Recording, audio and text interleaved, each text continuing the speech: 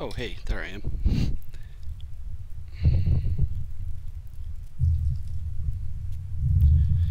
Oh, hey, there I am.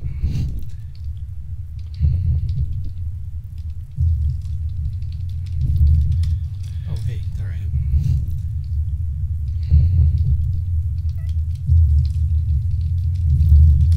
Oh, hey, there I am.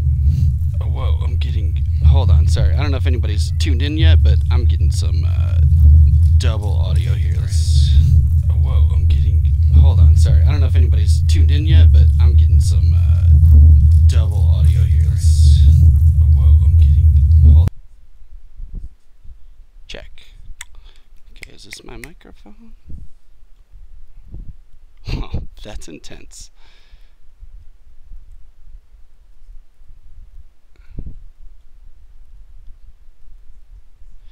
Okay, there we go. No more OBS. Hey, we got one person in there. Sapphire Lemur. How's it going? Okay, so both of you, there's no double audio, right?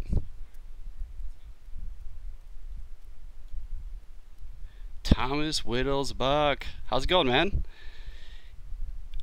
Okay, thanks, Kingsley. Sorry, it was, it got a little out of control there for a second. We'll just leave it at that. Well, I'm going to give it a second while people are tuning in. I need to do a couple things. What do I need to do? I got to get my project files going. So, okay, cool. It looks like unanimously the audio is now good. You hit single W audio all the way. I love it. Brought to you by Double Audio Studios. So if any of you guys that are tuning in, it's been a while since I've streamed. I missed my last couple. Been a little busy, a little frantic trying to make all this stuff good for you guys. But this one I'm actually going to try and take it easy and do a little better job of fielding questions. If you guys tuned into my last stream, kind of got bombarded with Facebook, Twitch, and YouTube that I was not prepared for. So, speaking of which, let me see if I can get Facebook and YouTube, if this is going there, which I'm assuming it is. But the last stream I was focusing on this whole Lego project endeavor that I'm going on, which is basically something I'm collaborating with my coworker Ashley on. So she's really great at rendering, and I really like to model stuff. So this is an opportunity for me to just make some stuff, and the goal was to try and recreate iconic Disney scenes with Lego parts, and then I took it upon myself to try and take it another level and make everything perfectly to scale. So I'm using ZBrush's new Scale Master plugin and all that good stuff. So that's where I left off in the last stream, and since then she's gonna kill me. This is one of the test renders that she does. So she's rendering in Arnold. So we're kicking all this stuff over to Maya. I've got a couple others where, you know, these renders here, for example, the character that I built, this is all stuff I just did sort of previs renders with Keyshot, and then she's doing all the final stuff. So you got Arnold here, and then Keyshot here. This is another project. We started with this Maleficent scene, which turned out to be a really intense, if you've seen the movie. I mean, most people have, but it's a giant castle, you know, so like this is one of the towers, which it got really out of control. So she was like, well, why don't we just take a step back and we'll just do a simpler one with Aladdin. So here's the reference image that I'm looking at, trying to, you know, do this scene, and but it's taking me a while, so she's gonna kill me, and I'm apologize to her for this taking so long. So what I want to do is maybe walk through, you know, we left off when last time I met with her is, you know, you got these pillars in the background, which let's see if I can do a little comparison here of what I'm trying to get here. Trying to just make this more interesting. It's tough with Legos because it's static, you know, like there's this dynamic sort of character, you know, Aladdin's hanging off this ledge and his hair's flowing in the wind, but you know, I could maybe make the hair like a custom wig that is flowy hair, which I probably should actually do. Maybe I could do that today. But then all these other parts, like these sort of like cylindrical rocky walls behind him, you know, it's kind of tricky to make that interesting. I tried a couple like standard parts, but just repeating the same part got a little boring, and it's very flat in the background. So today I want to go through and just maybe repopulate the little stairs and work on the back area and make some different arrays. But the goal is to use array mesh as much as possible, and I want to show you guys how I'm setting it all up and how I'm kind of walking through all this stuff. So let me see. So Facebook over here, Twitch here. Let me check the text box. Thomas, you said, were you streaming to Facebook and YouTube now? Yeah, we are. We should be kicking this from last time we did. It was from Twitch, and then it would push to Facebook, and then it would push to YouTube. So it was all three platforms, but it's kind of a pain in the ass to keep tabs on the chats, you know, on 3 separate channels. So I'll do my best. But as of right now, I don't even know. Maybe, oh, okay, I am on YouTube too. So I just opened up YouTube. What's up, YouTube people? What's up, ZBrush World? Amen. How's it going? AFX Winner. Oh yeah, you're checking the audio.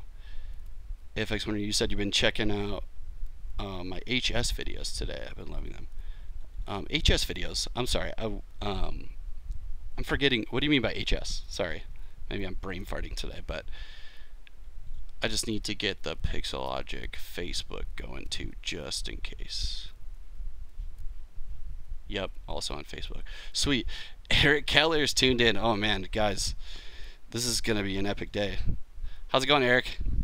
What's up, man? Mike Morgan, how's it going? Yeah, this is gonna be a nightmare. I'm already distracted here. This is great. AFX Winter. Okay, you're tuned into Twitch too. Sweet. Oh, hard surface. Duh. Yeah, hard surface stuff. So I think the last one I was doing was I was doing like a spaceship design with nanomesh and all this kind of stuff. Which, by the way, I wanted to mention to you guys really quick. I haven't been doing a very good job of it, but my goal is to try and make this as a friendly of an experience for you guys and share everything I have, because I'm kind of just troubleshooting a lot of this stuff. You know, trying to come up with new ways of doing stuff. But I have a Twitch stream. Let's see if I can pull this over here. So you can find me on ZBrush Central. My username is sir_scallywag. So if you guys aren't on ZBrush Central, definitely sign up. I mean, there's not only a great place just to see cool artwork, but a lot of people like to share stuff, which is always good if you're in the CG world, and you know, we're always kind of consuming assets. But this was the last one. So I was like starting to populate, like coming up with a workflow to like build a bunch of nano parts and just randomize and array it. And I don't know, I never posted any more renders, but I actually got that thing looking really good. I'll have to share that. But for this stream, I want to make sure I share everything, which I haven't been doing a great job. But I promise after this stream, if people want to check it out, you can follow me, send me a message on here, let me know you're tuned in. That kind of motivates me to post more stuff, I guess. And I also posted some of my other array mesh breakdowns for doing a watch I did for the 4R8 beta, which tons of fun. This 4R8, this version to me has been amazing because it's kind of forced me to want to go into hard surface design, which I've never really. I think I've always been kind of scared, maybe. You know, it's just it's a different sort of like switching gears in your mind a little bit. So this one is just me focusing on scale and getting used to, you know, come up with new techniques. So I'm gonna get going on this, and I promise I'll do my best to check in on the chat in a few. So we're sitting at the last time I left off, I was showing just the basics of using the Scale Master plugin. So in Z plugin we now have Scale Master. So big shout out and thanks to Joseph Dress for pushing this one through, because obviously this has been something that we've needed in ZBrush for a while, a way to easily manage things with scale. And this has really been a game changer for me and opened up my mind to wanting to do things to scale. I used to just avoid it just because, you know, like, oh, that's somebody else's job. I'll just make the thing and then they can figure that out. But we kind of have to do it nowadays, especially with 3D printing and all that. So, so with Scale Master, I was just setting up a scene. So I've actually I've kind of broken it up. I might have a bunch of tools in here. Like I've got, this one is all cylindrical parts. Let's see, which one do I want? Here we go. So if I turn everything on for this tool. This is just a, you know, collection of tons of different Lego parts. So I started with, I really had to go through and do the whole research process of figuring out what, you know, obviously everything's in millimeters for Lego, and the exact dimensions are really tough to narrow down, like down to like a decimal point. There's like this wide debate. So everything, I'll share all my slides from the previous stream, but basically I broke it down into, let's go really quick.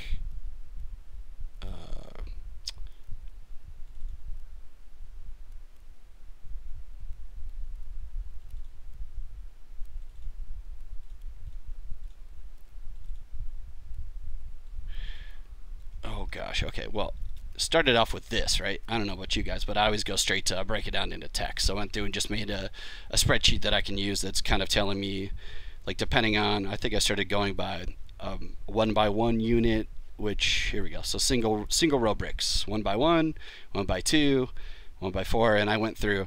And for you guys, if anybody wants to give this a try, I'll share all my assets, but something I found really useful is I downloaded Lego Digital Designer, which is free. So the great thing about this is, like, I've started making projects where if there's certain things I can't find dimensions for online, which there are certain parts that are very hard to get a hold of and find the exact dimensions. So once you get the basic dimensions in X, Y, and Z in millimeters for the primary bricks and cylindrical parts, those are easy to find. But, like, I don't know, things like a door, for example, and you want to, like, build something specific, I've been using, like, you know, I'll take like this little miniature fence here, for example. I'm using like units of measurement from the bricks, so I go, okay, well, I know for sure that if I take 2 bricks and I stack these on top, the dimension of this piece tell me how tall this is, and then so on. I can kind of go in and use other bricks. So I go, okay, well, this is 4 across, 2 up. So then I go back to my spreadsheet and I figure that out. And I've slowly been building all these parts. So, like, I think, you know, I've got like I don't know, I've even made, I don't even know if this is an official thing, but I made it from actual Lego parts. But it's just, you know, a Lego dumpster, which, oh yeah, by the way, Ashley's also gonna kill me, but let's go renders. I was working on array mesh presets, and I had to take a break from the Disney stuff, and I wanted to do something else just to play around with these ideas. So I don't know if you guys watched the show Mr. Robot, but I just got crazy inspired to want to make a Lego Mr. Robot. I don't know why, it just seemed interesting and unique. So I wanted to come up with a scene, like I just had this vision of like silhouette of Mr. Robot in their Christian Slater in the background, like outlined in bricks. So I'm starting to block out this sort of street scene. I wanted to do like, you know, where you have different characters in the background. There's a scene, I think I was looking at, oh gosh, Lego, I have so many projects and things going on, it's hard to keep track. So I just took a bunch of stills from the show, and I was looking at, like, this scene right here is what stood out to me. Like, you know, if you, oh, let me check and see if any of you guys actually watched the show. Kingsley, oh yeah, sorry, I won't give away any spoilers, I promise. But there's always these like wide angle shots, like front view of him walking past his apartment, and there was one that I remembered where it was like after he does something that he's working towards. I'm trying not to give away any details. At the end of season 1, there's like, it's just chaos, and there's, you know, a dumpster with fire, and then like the city's like in chaos basically. So I wanted to try and recreate that. So that's kind of my goal with this one. But anyway, so I've actually been able to build, like, this fence, for example, doesn't exist at this scale. So I basically just took the standard, regular size Lego fence here, the 4x2, and I just upscaled it to 4. So I built the individual one, then I just upscaled it with Scale Master, which you'll see like in here. I've got like a version of that. So it's a little bit bigger, but I had to do that just to get the you know, the scale of the fence to match. Otherwise it would be like at his waist basically, which I couldn't think of any other way to make a fence basically. So anyways, so I'm going to use those same practices right now, and I'll stop talking about it and let's just do it. Oh, thanks, DJ Mater. I love your name, by the way. He does something. Yeah, exactly. It's something. It's all you need to know. Who doesn't do something in a show? But yeah, this latest season is nuts, and it is still running. So Lego Aladdin, let's see. So the goal is to try and, I think I might first replace some of the background cylinders.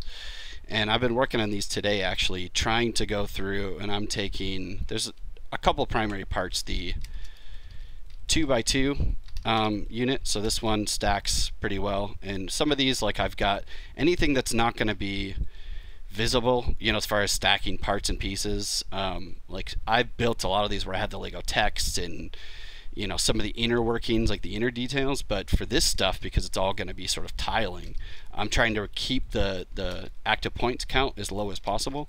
So I've even gone to the lengths of some of these I've had to use live booleans to make, because you just can't get some of, you know, these kinds of transitions where a flat corner is going all the way down across two surfaces, and it's a pain in the butt to try and do that with by hand with ZModeler even. And you might even be better off doing it with manual topology, you know, using ZSphere Topo or some, you know, Maya or Topo Gun. But live boolean's been awesome, and then I just decimate some of these parts. So I'm taking, I've got the standard 2x2, which this one lines up with standard 2x2 brick, just cylindrical part, and then they also have parts that break up into thirds, so these little flat ones. So 3 of these equal 1 of these. So the goal is to try and get a little bit more interesting look with the background. So all those cylinders, and let me just set this up really quick so it's a little bit clearer.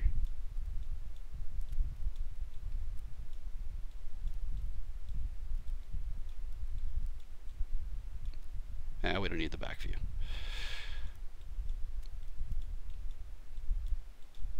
Okay. So I'm just using Spotlight for reference. If you've been watching my streams, this is kind of my go-to. It's the easiest way for me to show you all the stuff. Oh, and one more thing. Need to load my custom UI.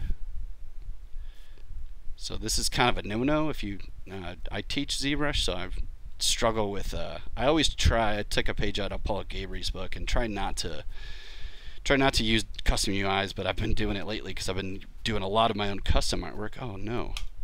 I've been doing a lot of my own custom artwork with ZBrush lately, so I'm kind of wanting to do more, kind of trying to streamline my process so I don't have to go back and forth to menus, which in that ZBC thread that I showed you guys, which I will put in the chat, by the way, I've shared my custom UI, my old one, which is pretty close to what I'm using today.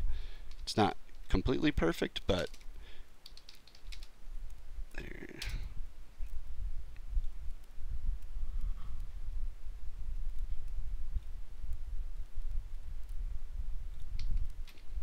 Alright, I'm just posting all this stuff in the channels, so Twitch, YouTube.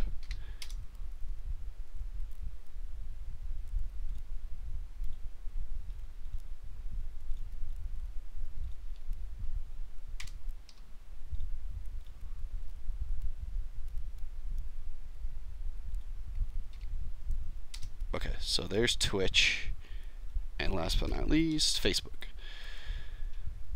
Alright.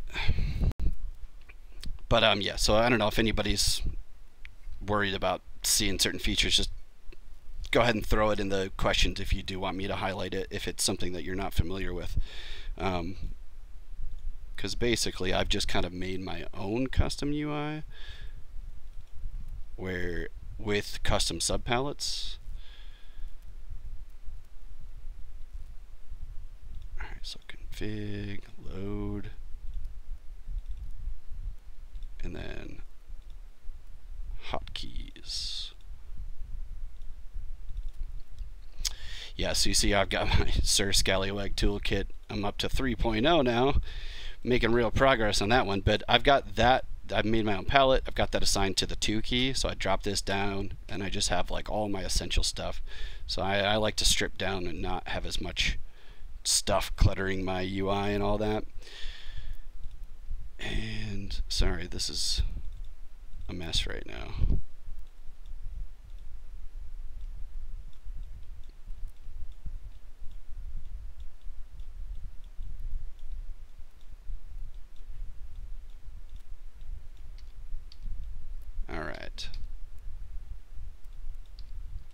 Good to go. Okay, so let's actually do something here. So I'm going to go in, and the goal I think was to try and, I want to make array columns. So I have a bunch of basically different columns where I've taken some of these parts, like if I solo this guy out, this is just a repeat of one of those 1/3 size cylinders stacked up, you know, multiple times. And then I was going through and doing other randomizations where I'm taking, you know, some parts and then offsetting them. So that way, you know, there's all these little ridges and things. I want to kind of play around with ways of making all that stuff work. And then so on. So I'm just taking different cylindrical parts, and then I've gone in to do even a few more.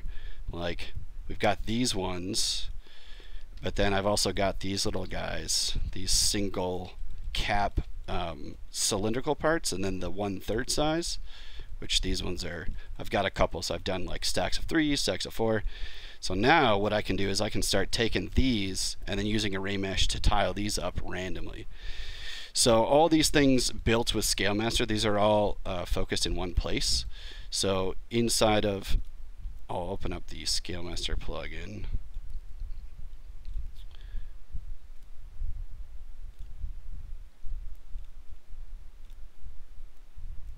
So all these parts have been built around a scene that's set to scale. So it's all localized to scale within this tool.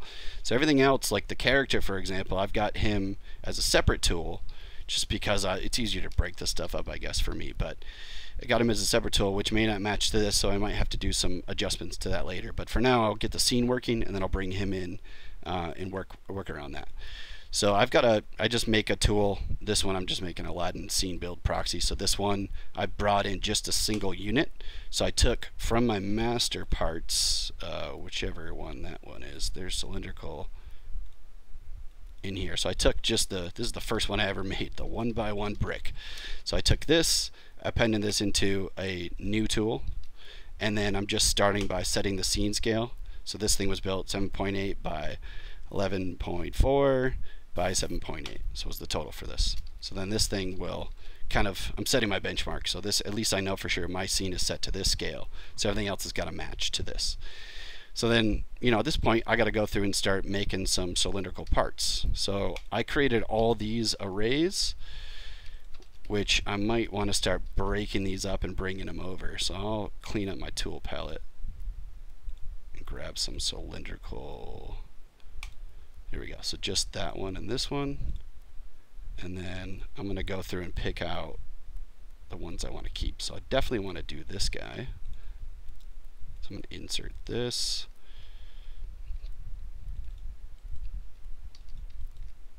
And let's take a look. Yeah, you see, even now, I don't know if you guys, I mean, so I know Thomas and Eric, you guys work with scale, so you see it jumps, right? The scale, it goes away from here to here. So all this stuff isn't going to match to here. So I need to make sure that, you know, I'm working on the right project here. But let's go with maybe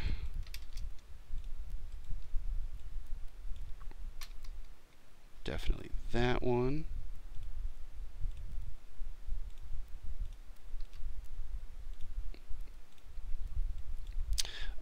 If anybody wants me to show you like how this stuff is set up, I'll definitely be happy to do it. I mean, I've basically been going through and making array mesh presets and saving this stuff out,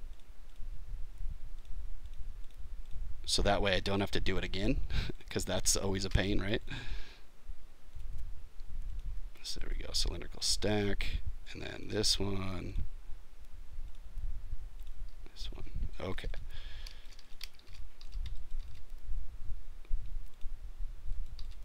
I'm just going to check these guys. So I'm going to solo tab through.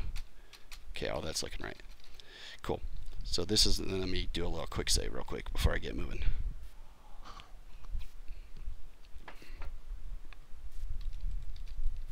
Oh, wow. I think Spotlight is my issue right now.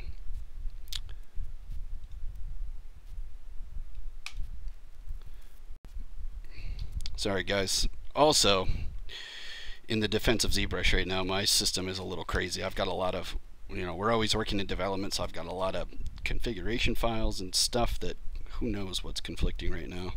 I didn't do a good job of setting this up beforehand.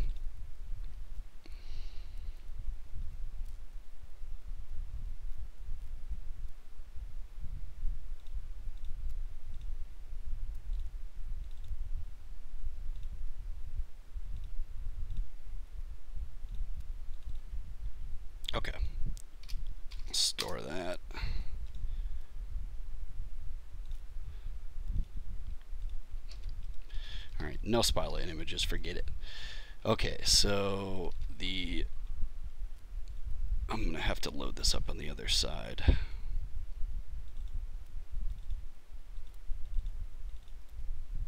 Okay, cool.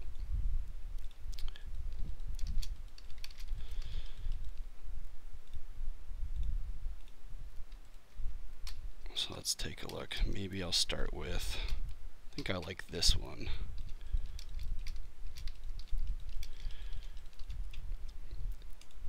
Let me see.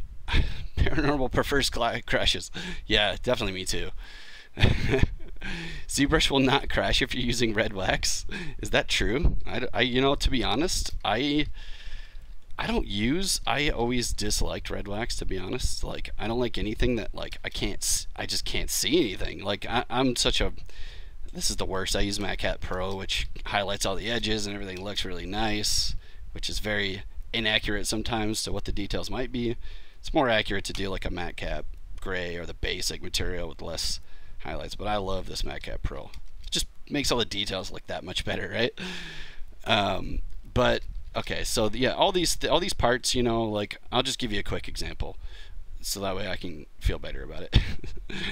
I don't know why. I think it's just that being a teacher for the last few years, I'm really adamant about trying to educate people and not leave anything unsaid. But, you know, for this piece, for example, if I just clone this off, to make any of these presets, I would take a piece, and then my array mesh workflow is kind of going into array mesh. So I'm starting off with enabling, and I want to lock the position and I want to lock the scale. So I want to leave this thing exactly where it is, and I just want to deal with tiling and adjusting. Now you can go in and set your repeat. I've been doing, depending on what it is, like these, I want these to all match, all these columns to be the same size, so I've been using similar values. So I think for this I was repeating a total of 30 of these will be the same as 10 of the full size, like, height of these bricks, basically. So I'm setting my repeat, and then as far as the offset goes, I want these to be columns going straight up. So you could go into the offset and use the Y amount to start adjusting like this. I prefer to go and use Transpose. It gives me a handle control that I can use. I just like everything by hand. I don't like sliders too much. But so going into enabling Transpose, now with that on, if you hit any of the move, scale, or rotate buttons to turn on Gizmo, if you turn off the Gizmo 3D icon, it switches to Transpose now. So that only works if this is enabled.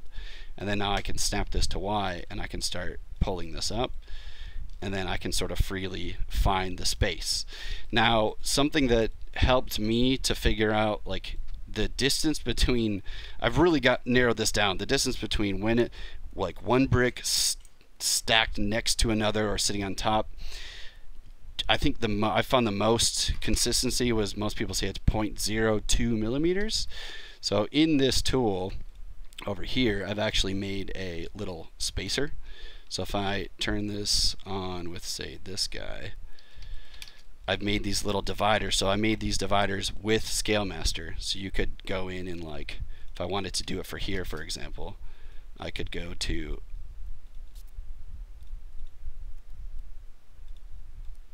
get my Scale Master up in here. So let's go turn off array mesh really quick, set the scene scale. So that is definitely not accurate. Let me find out what it is. Maybe it is. 7.8, yeah, okay. So we'll say that is right. 15 by 4 by 15, so that's millimeters, right? So I've got the scene set to scale, and then going in, and I'll grab I can just insert this maybe. Spacer alignment. So all these parts, I can select this guy, and in Scale Master I can add a 1 unit helper. So that's just going to make a single little cube. So this is one, based on the units of measurement, is going to be 1 by 1 by 1. So you'll see the title of the tool will tell you. But then if I turn off this lock slider ratio, I can set the sliders to subtool size, and it'll tell you these are all 1. So all the extra decimal places, it's accurate. It's just, you know, 5 or 6 decimal places down. So normally, in most cases, this should work fine. But then I could take this, and if I wanted to make just a little 0.02 or make that a divider, I just go in, and for sure I know that Like if I wanted to do it vertically, I would just change it to X. I want this to be 0.02, press enter, and then resize that subtool, and then that'll give you exactly 0.02 millimeters across. And then I went through and used that to, I just duplicated, rotated, moved it around, and matched it to different parts. So mainly, like if it's a cube on the left side, if it's a cylindrical part or anything going vertically, I've done one at every X, Y, and Z angle basically. So with that in place, like you can see there's this one right here, which I made this one a little smaller for stacking. Like if you just look at Legos, I've noticed that when they sit next to each other, that 0.02 seems accurate, but sitting on top, it definitely seems a lot smaller. So I've cut this down to like a quarter of that value, I think. So that's why these ones look a little shorter. But the great thing about this is now I can go into my array mesh with this on, and then now using that transpose, I just bring this, I'm using the move tool with transpose, and I'm bringing the center circle closer to the bottom, and I can even grab this, bring it over. So I just want to use this as a point of reference to start bringing this down. And then, for this stuff, when you're zoomed in, I don't know if you guys use this a lot, but now, especially with 4R8, when you're really close, the movement, scale, and rotate factors are a lot smaller, so it doesn't move as fast. But if I zoom out, it's a lot quicker, and I can affect a larger area. So if you're really trying to get fine-tuned control, just zoom in really close, and I can start doing that. Or I found like if it's a real pain in the butt to get this thing to match perfectly, I can start now go to my values and change this to 19.534. Whoops, need to go down. 5.1. There we go. So I can start doing it by, in this case, this is where it's really beneficial. And then I just turn on transparency, and I'm just looking to match that line up right there. So maybe 509. 6. So I just keep going down until I get it. 503, 502. There we go. Perfect. All right. So all that's doing is it's giving me a point of reference to match this exactly. This is just me being crazy about all this, trying to get all this perfect, but then it propagates across everything, so you see that it's the correct spacing. So I'm using this stuff, and then at the end I'm going to save these. So I've been saving these in the, if you go to your ZBrush folder, you have ZBrush array presets. So there's default ones in there which you'll find, but then I've started to break down per brick type, what the scale is, and save these. So this is all in your root directory folder. So what I can do now is, let's say I just delete this, or I could save, I'll save this. So I want to set my settings. If you ever use array mesh where part of your mesh, if you have polygroups like this face here, if that had a separate polygroup like this, if I had array mesh on and extrude was on, if this shared the same group as the one above it, it would actually extrude and connect them, which in this case I don't want. So you can get around it by either turning extrude off, or I just like to assign a single group to this for now. So you could do both, which might be a good idea. So then I could save this to my Z arrays, which this would be a 2x2. I've got a cylindrical 1/3. And then I'm just breaking it down whatever way. Like, it's really hard to label these in short text, but this is a cylindrical 1/3 Y rep 10. So this would be, I don't know, maybe version 2. All right, so I could delete this, and if I ever want to come back to that or use that for other stuff, now this is going to your Lightbox folder, and in Array Mesh you can click Open Lightbox, and you can find your Arrays tab. And I'll strip it down to a single line, and I'm just going through, and I can load this again if I want to. So there's that, and my column, if you want to see all the text, you could go.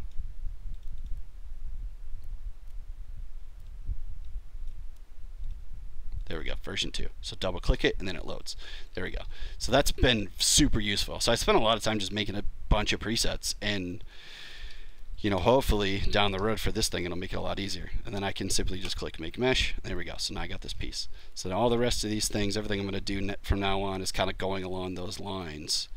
So going back to this, so I've made a bunch of starter columns that I'm going to continue to build and make these even taller.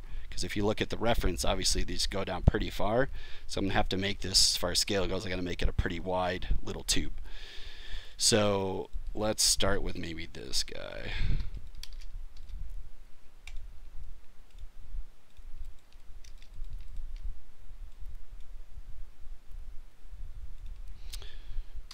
Say maybe 10.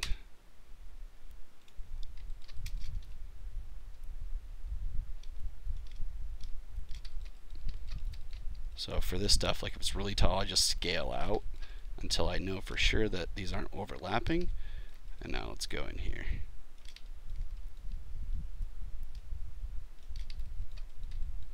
And I'm just going to eyeball these for now.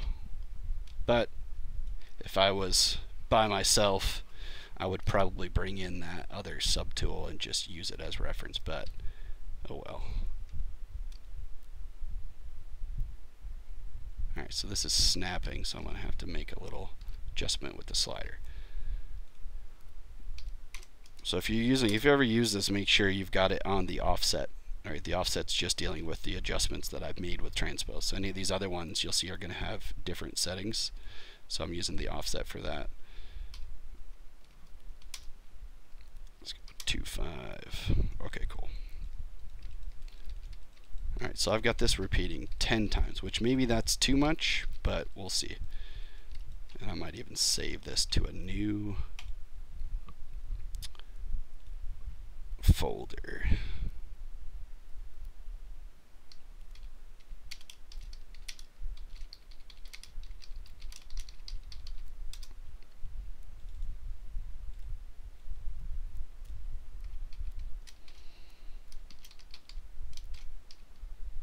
Times 10.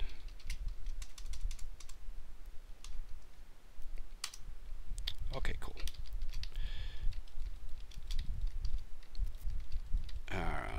Let's make this one.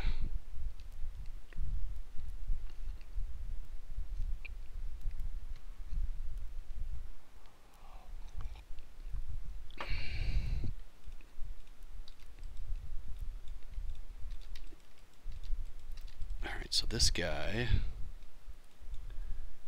think what I want to do now is I'll use this one to build my, let's turn off all these guys in this brick.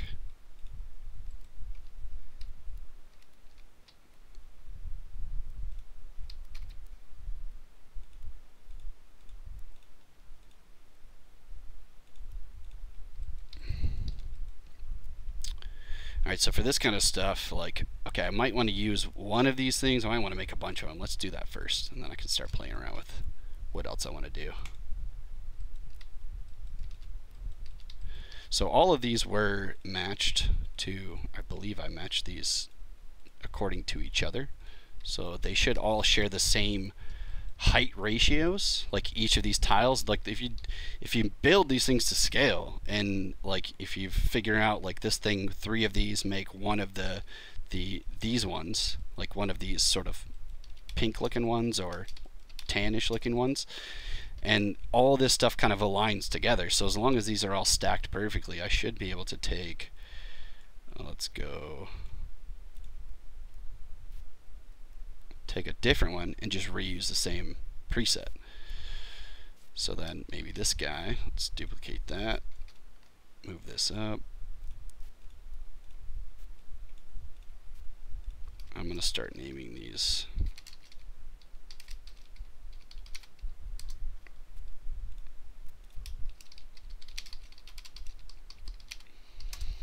So this will be column 2. Let's give that a try. So I'm going to enable my array mesh. Let's try and load that other one.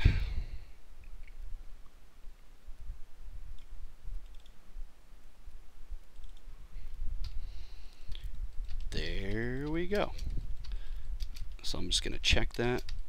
Alright, so this one is just a tiny bit off. So I just go in just readjust my values accordingly.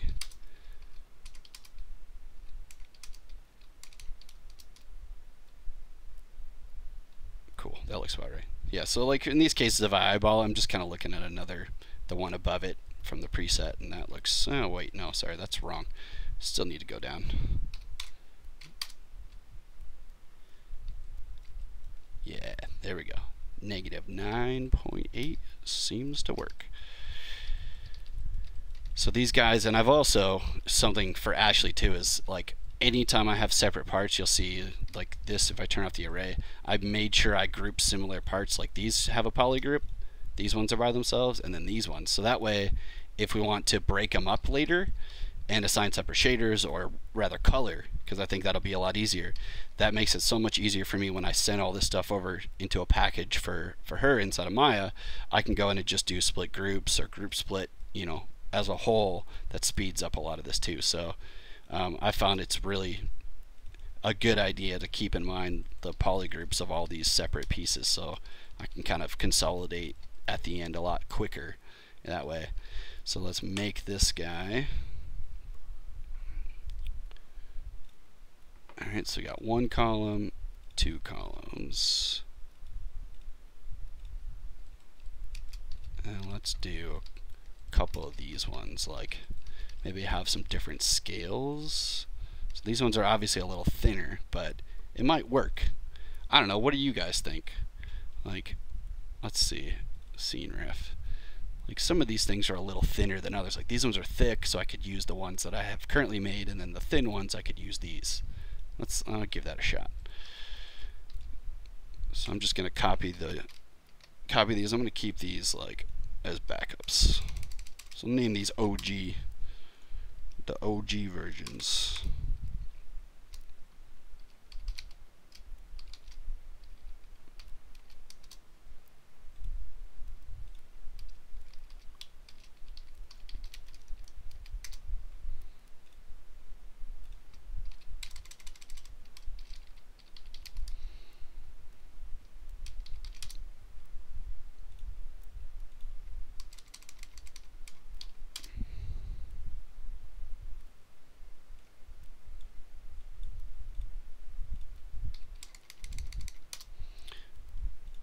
So times 10 column, this will be this version 1, and let's grab that other preset.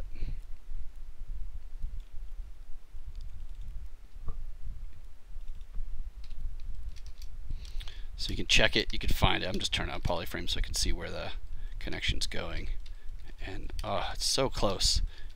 It's not matching up perfectly. I'll figure out the right preset to make all this work in a unified way, but I mean, it's not too much work to go through and just do this, you know, like make some slight adjustments to it.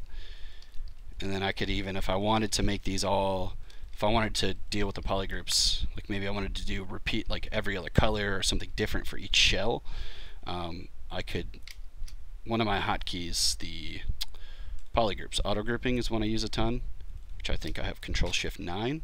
Yeah, so I can auto group all these shells, and then I could go, let's say we'll do every other one for now.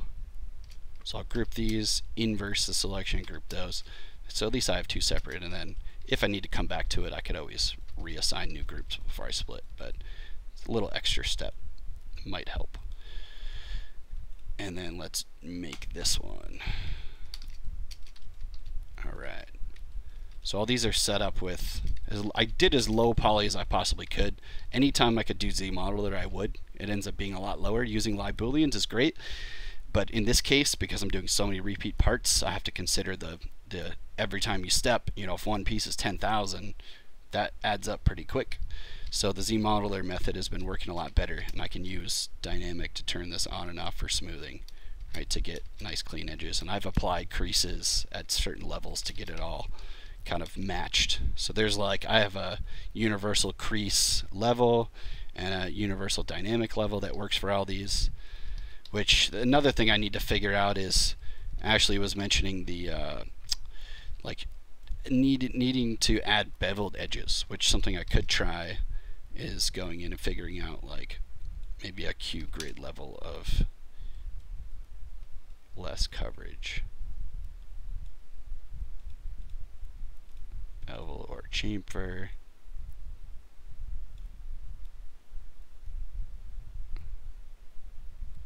But anyways, I might need to just do those manually when it comes down to it.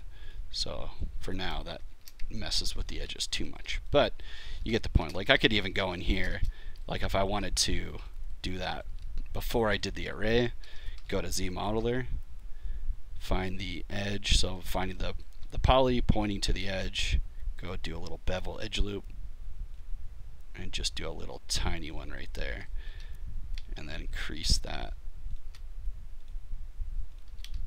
And then when I turn smooth on, you get that nice little edge, so the light will hit, which definitely got to do that for the final. But for now, that's just way too much work. So no dynamic. All right, so that one's good. That one's super tall. Oh, that's the same. Okay. And let's just do one more. So these little short caps. So again, these are 3 of these make up 1 of these guys. And that should be matched, so let's see.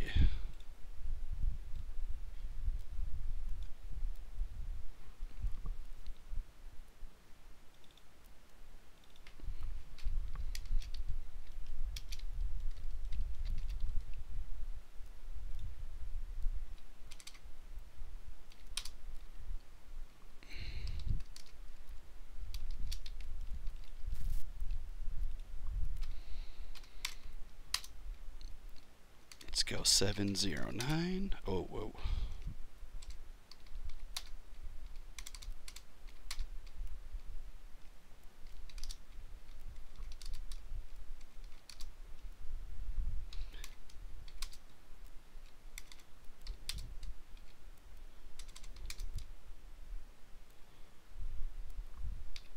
Seven nine nine nine. There we go. Cool. Oh, that's pretty good. And let's just auto group those. Maybe I want to do some randomization to those later. Yeah, so actually that preset, I could override that because it seems to be consistent with all these, so I'm just going to override this one. That way I don't have to do as much adjusting. But I mean, this has been a huge time saver for me. I mean, you can imagine like trying to go through and redo all these settings over and over and over, and all these things are kind of unified to similar scale, so I can use a lot of the same ones for different parts and it still works really well. And then let's, whoops, I want to make sure I back this up. So let's turn this off.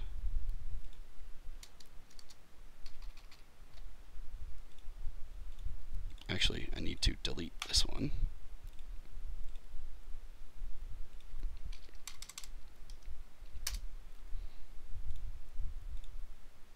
Mesh, and let's make that mesh. Okay, cool. So I've got a bunch, I've got at least 4 different variations that I can use now. So then the rest is going to be, you know, I got to get this array to work sort of in a cylindrical fashion. So then that's kind of the next thing I want to tackle and maybe see what I can come up with for using these 4 sort of presets and then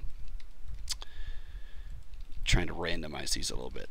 So this is something is in, if you go to this, if you get into this breakdown here, if you click on this link, it'll take you to the full thread, which I did a full PDF breakdown of this project, but I was using this to repeat parts across for Libooleans, like these little cuts and grooves and things. And this technique works really well for even like the watch band. So you want to take something, repeat it in an axis, and then bring it out in an array.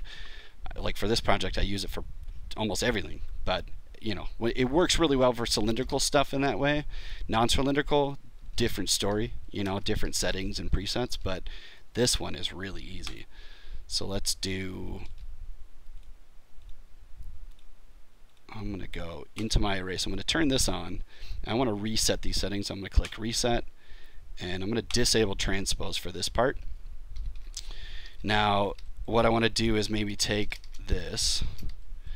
Now this thing, you know, it's 717,000, which I might take this and let's do a quick because I'm going to repeat this more. So I'm going to pre-process this guy and maybe decimate it just a little bit more.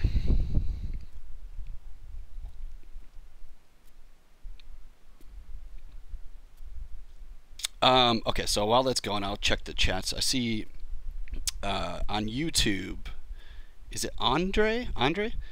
Basically eyeballing it. What did 3ds Max, Maya, Moto Blender, or anything else that has inch increments? Yeah, I mean, in those cases, like for what I've got going for like these arrays, if I wanted to, I don't know, I don't think I could do this kind of stuff in any of those applications. As far as building the pieces to scale, I at this point, like I've done that a ton in Maya. I've never used Moto Blender for those things, for scale factors, but as far as like the spacing goes, I'm sure maybe they might have some ways to, you know, set this up. So yeah, like it's hard to say. I don't know if I have a real answer for that. I would say like Rhino's another one that has a lot of really great tools, but like some of it is definitely CAD level stuff. And in this case, as long as I build them to scale and I've got the general distance like almost down to a decimal point if I really spend the time to match it, and then I build my preset, that's I'd actually be curious to see if that would print out, if I could 3D print that stuff out and see if it all matches up. That might be something I do at the end of the stream, if I ever finish this project. But alright, so I just reduced that a tiny bit, maybe not that much. Let's go less. It's like 40%. There we go. I don't see it. Really, the way I check it with decimation is, how does it look from, you know, I'm only going to see this thing from, you know, a certain distance. So if it's going to be about like right there, can I even tell a difference? So I could take this even lower if I wanted to, but we'll see. So that thing's down a little bit, and then so the array stuff, I'm going to go with the Flogger, this thing's sitting at the perfect center, and I can repeat this, we'll say maybe 10 times. So now, as far as, you know, it's just repeating this thing, but I haven't made any adjustments yet. So before I was using Transpose to pull it or move it, so I could turn that on and drag it in another direction, right? But in this case, I don't want to use Transpose for this mode. I want to go down to the rotate option. I want to tell these 10 repeats to rotate in Y around 360 degrees. So I'll just set Y to 360, and then you'll see that will actually apply it. So all these parts are just rotating around the center axis. And then now what's really awesome about this is I can just turn on the move, scale, or rotate, and I want to use the Gizmo. So I'm going to enable this back on. And then the Gizmo is probably sitting off somewhere. So I'm just going to hold Alt, click on the locator icon, or rather, let's do it Alt, click on the home, so put that at the perfect center of ZBrush world space. And then I can now take this and scale these guys out like this. So I might want to use like multiple of these to fill the space. So I can first pull it out, like get a general distance. Let's see. We'll say that's pretty good. But while it's in this mode, I can use the Gizmo itself, and it's going to rotate and propagate all these parts and pieces. So I can kind of offset them. Like if the background is going to be here,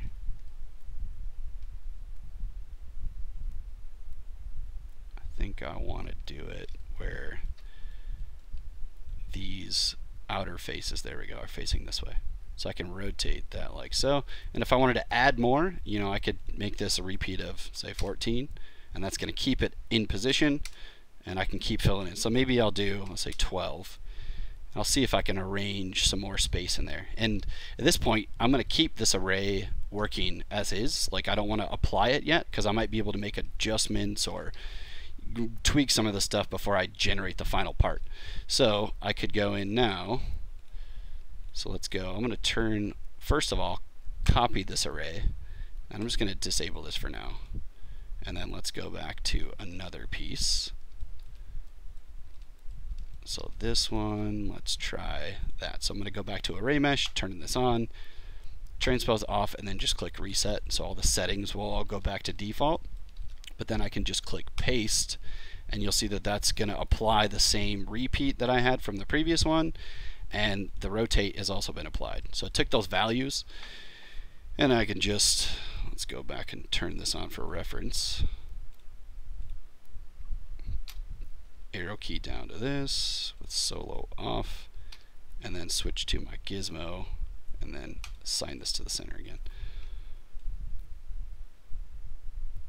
Alright, so you'll notice that because they're repeating the same value and going to the same place, obviously you're going to get, everything's going to line up, but then I could easily just go alt-click the Gizmo to the home icon, or the home space. So now it's sitting in the middle, and now I can just rotate these guys around like so. And I think I'm just going to have to, so let's go back to the mesh and make sure that the flat parts are facing outwards. Yeah, I want these ones to go out a little bit.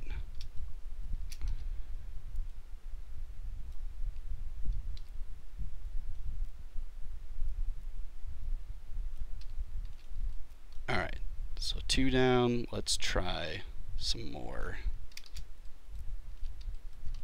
So this guy I could kind of use to fill in the space randomly, and then maybe these two will just be space fillers. Yeah, let's try that. So solo off, so I can see everything. So I'm going to turn array mesh on for this, reset it. Let's just paste. So it works best if you keep the Gizmo to the center of the mesh. So when you're alt-clicking on the little locator, it's going to the unmasked center. So as long as there's no mask, it makes it easy to isolate the center point. So maybe this one will sit right there at the edge.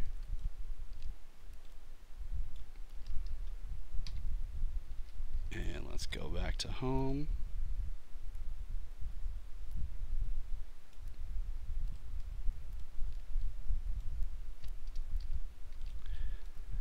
And, you know, I could take this one and maybe go up to, I don't know, like, if I wanted to do like a bunch of these, I might end up getting collisions in that way.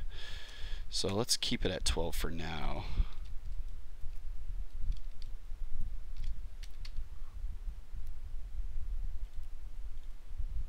I'm going to close this, don't save.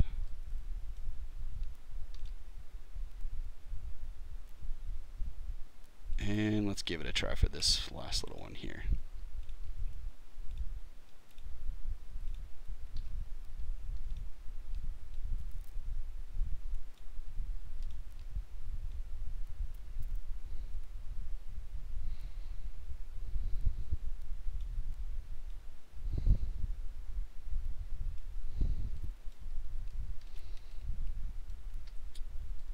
And okay, so that's looking pretty good. So I'm looking at it from the angle that I'm going for here. Oh wait.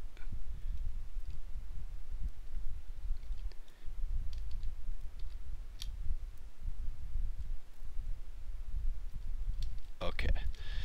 So now what I want to do is I could either generate these guys, or, you know, what I might try and do is I could take any one of these. So I might take this one right here, these sort of cylindrical caps.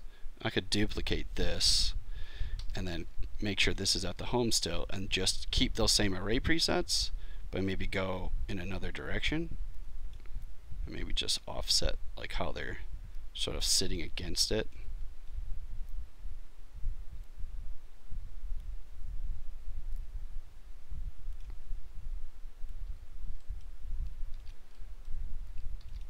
Okay. So let's generate some of these things, and then I can consolidate. So half of these I probably don't need for the shot. You know, it's going to be, you know, maybe only a quarter. So I'm just using this cylindrical method to kind of get it all working, and then I can kind of go through and adjust it a little bit. So then I'm going to do a little quick save. Let me check on the chats again. Sorry, this headset is impossible to drink coffee out of. Johnny, I didn't see your comment. Johnny Valentin? I haven't worked with ZBrush in a while, but the export to FBX option wasn't very friendly to creased edges. Cylinders specifically had issues. Algorithm seemed like that. I'm not sure if that's been addressed for FBX. I know that recently there was some reports with some of the most recent Mayas going back and forth. There were some issues with creases, but the FBX, I'm not sure. I would say your best bet would be to submit a ticket, which you will either come to me or a bunch of others in development, where we'll have to go through and look and see if that was actually resolved. So if you have an example that you could show to give us something to go from reference, I could definitely test that or push that forward for sure, to make sure that that's fixed. Now, sorry, I'm checking on the Twitch chat too.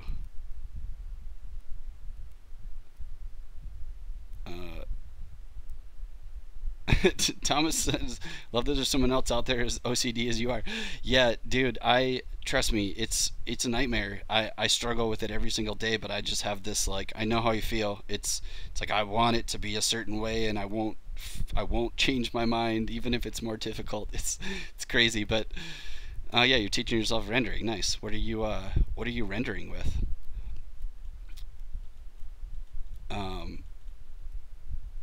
Adnan Bexty. I don't know if I said that right. Sorry if it's incorrect. You said, how can you do railways with the system? There's Keyshot. Oh yeah, Keyshots.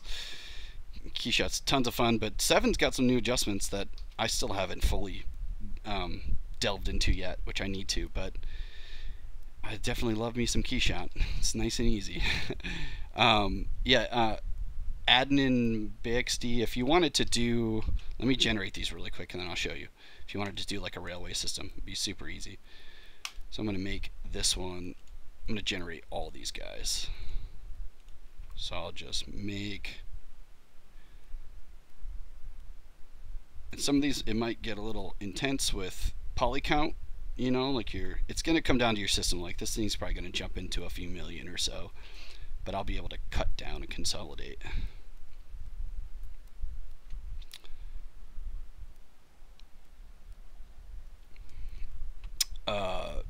Chaos Group V-Ray Bridge. I couldn't say officially. It's definitely a good idea. We do definitely need a V-Ray bridge because I know that tons of people are wanting to use V-Ray, and Arnold now being a big one too, being a primary one for Maya, that's another one as well. But yeah, unfortunately I could not say, but your comments definitely help push those kinds of things forward. So if you guys do have any kind of comments or you do want those things, you know, go to Pixelogic support and send a ticket in or a feature request. That always definitely helps. Okay, that one's good. And let's make this mesh. Okay, what's this one? Yeah, make that one. And I think that's everything. Okay, cool. So I've got all these generated. So now I've obviously, like, the great thing about Array Mesh is keeping those in preset. I didn't have to jump my scene up until I was ready. So now it's gone up to about 8 or so million. So then the next thing I'd want to do is I want to figure out, I'm probably just going to cut this in half. So let me go in here and solo out each one of these guys. Get rid of those.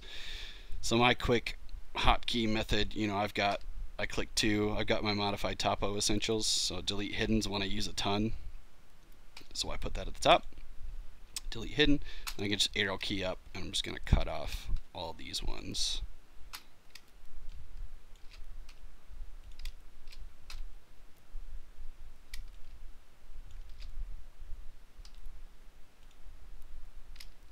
I think there's one more.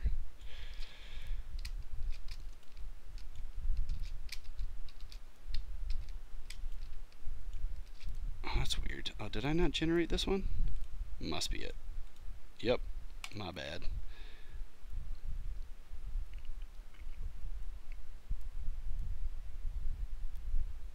Oh, Thomas, you're saying you've heard that V-Ray might be separating from Mantris in the near future. Interesting.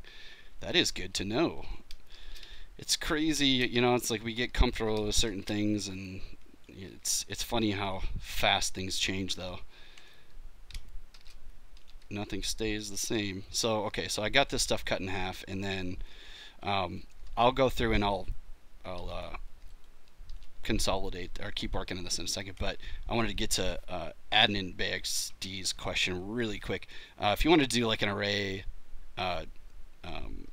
you were asking for railway system. Wait, admin, awesome tips. You said thanks. Okay, you're leaving. Well, never mind. Unless you're still there, let me know. I'll make sure I do it. Sorry, it took me a minute to even see that comment, but super easy. You can. There's a ton of videos in Z Classroom too. So we've got a bunch of these parts, and I just want to fill the rest of this space in. So maybe I might take these guys right here,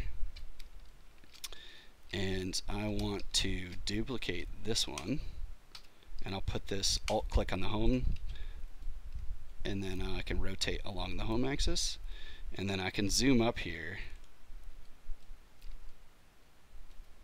make this a little easier to rotate this and align it.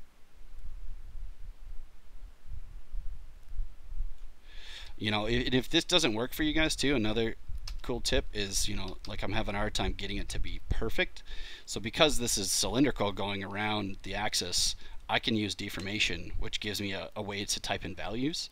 So if I wanted to rotate in Y, I'll turn Z off, turn Y on, and let's see where we're going. So I definitely want to go, I don't know why my Thomas will know, my OCD brain's like, for me, I have to do everything's on the left side, so I have to rotate clockwise, like left to right, left to right. It's so weird, but so I definitely got to go negative. Say, whoops. Let me undo that. Okay, so there it is by default. -1, -3. Go back one. There we go. And then go back to my Gizmo. So now that that thing's at the home, maybe I just want to scale these in just to bring in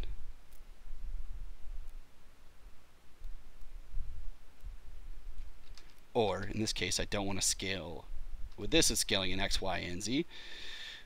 So I could bring, as long as I put this thing at the bottom, so I'm scaling it from the floor grid basically, or the bottom of these things, so then alt click on home, or rather, let's see, how can I do this?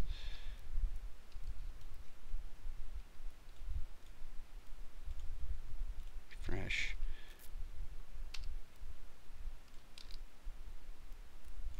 Oh, here we go. I could do this. If I want to get really crazy with it, I could go into Gizmo 3D, change the Gizmo size, so then I could bring this down.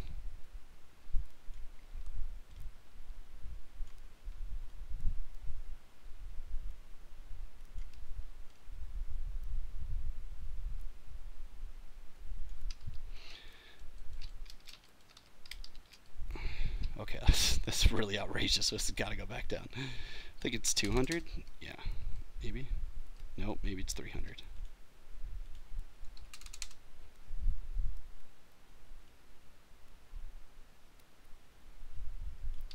Okay, and then these guys, Control Shift D, duplicate that subtool, and then this one I might want to rotate this.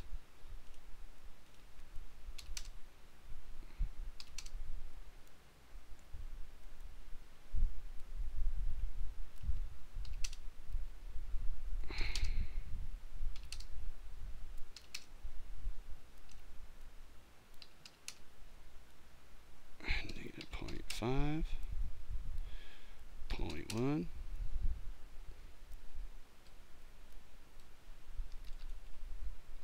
Okay, cool. That's getting closer. So I probably should take a look here and start seeing how this is all working together.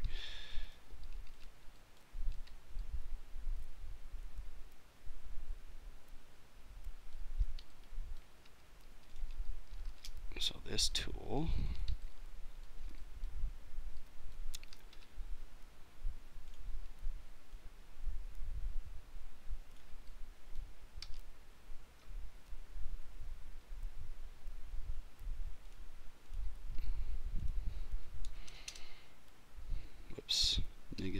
-0.2, -0.1.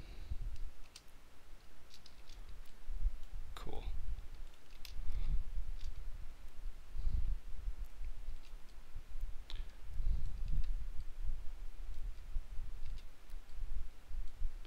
So I'm going to duplicate this one more time. And now I'm just going to work individually. So I just duplicated it, and then I'm just going to manually kind of position these guys.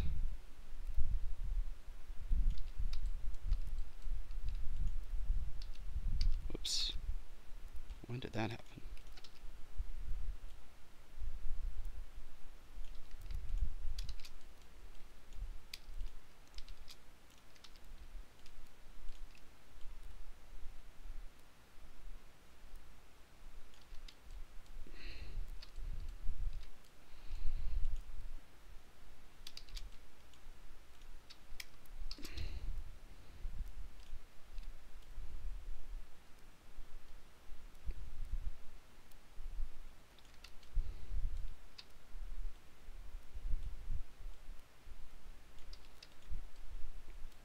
Oh yeah, and one quick, I'm just soloing it so I can see it and masking it off, but I could go in, mask out all of these separate pillars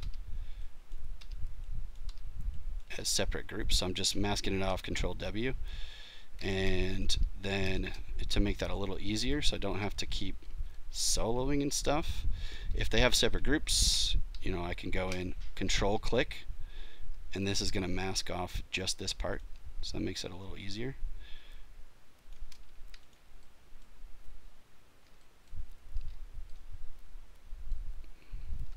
So as long as the gizmo's on, so gizmo on, Control click, and then that'll mask it, and it makes it nice and quick.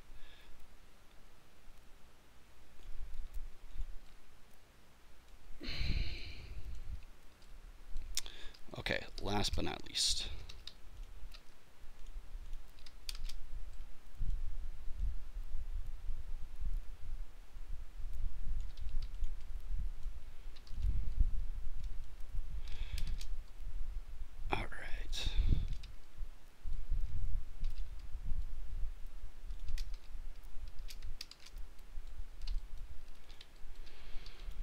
Now what to do with these guys? There's something off about those. I think they just need to be some slight adjustments. I don't think I'm going to be able to auto group these because they're separate shells. Yes. Oh, why did I do that? Terrible. Well, see how ZBrush does with that. Try and auto group 1,000 mesh shells. It should be fine. It'll just take maybe a minute or so. I guess it'll give me time. Oh, that was actually a lot faster than I thought. System upgrades have improved. Yeah, that was a bad idea though. I just want to do group for this, group for this.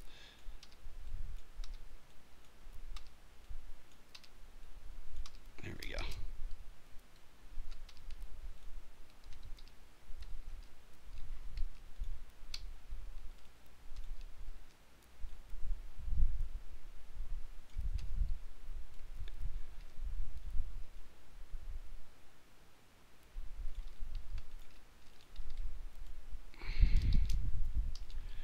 Oh, there's one thing that I did not, well, we'll see. Maybe this is just a little bit of a cheat, but as far as the accuracy goes, I'm just realizing now that as far as the tiling goes, I did not consider the alignment of everything, which that totally changes the ball game up.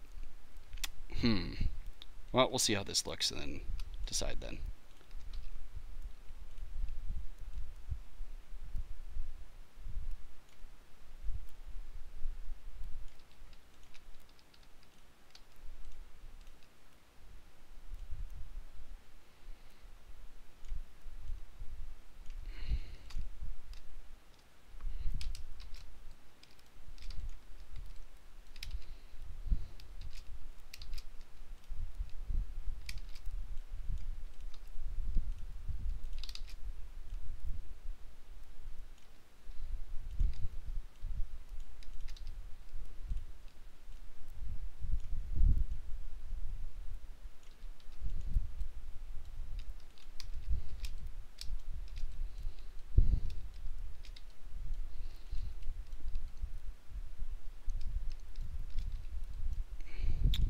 just bring all these forward a tiny bit. No, that won't work.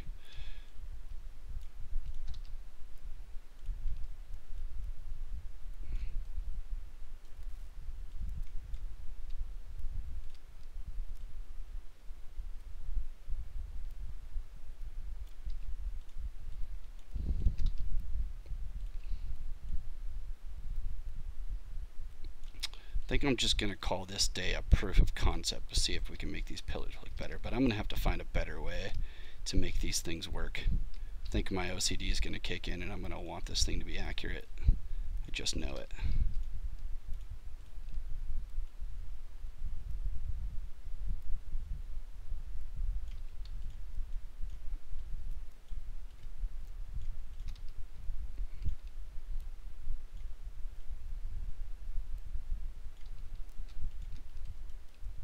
Alright, so one thing that I like to do if I want to get a view working, you can use, like I want to start getting a camera angle so I can go back because I keep trying to rotate and align it. That's always kind of a pain, so I use the inside of movie, you can turn on timeline, so you can show the timeline, and you can make these keyframe points, which I find to be pretty friendly as far as making this easy. So if I make a point here, like clicking on the timeline makes a point. If I click, you know, say somewhere over here, right? So I've got 2 points, and these are storing the camera view that it's currently in. So if I wanted this to be my point, and let's say I go back to the top and I'm still adjusting, if I just go back and I can click and drag in between any of these points, or just click somewhere in between, it goes back to that. So let me just do that really quick to like figure out a. Alright, so definitely top view.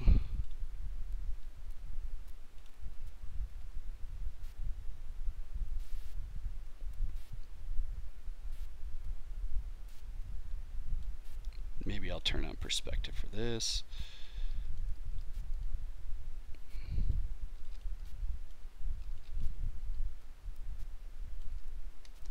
So it's going to be like, definitely won't see the top.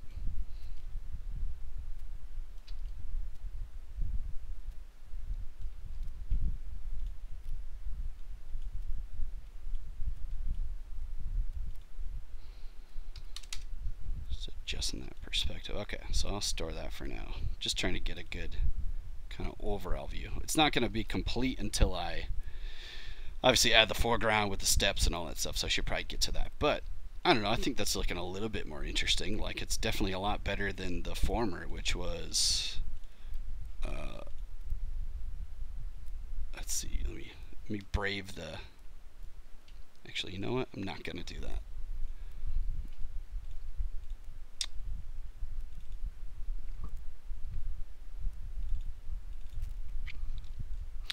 Yeah, I think that's going to be much better.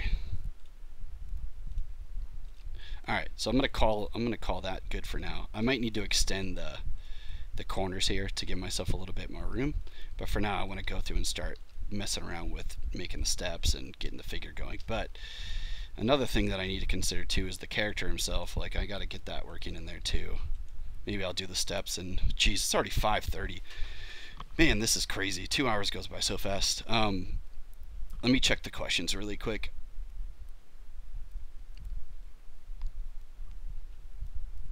I forgot YouTube. Okay, YouTube's still same. Man, you guys on Twitch going off. I love it. Twitch is the go-to. Sapphire Lemur. Oh, you're talking to somebody else.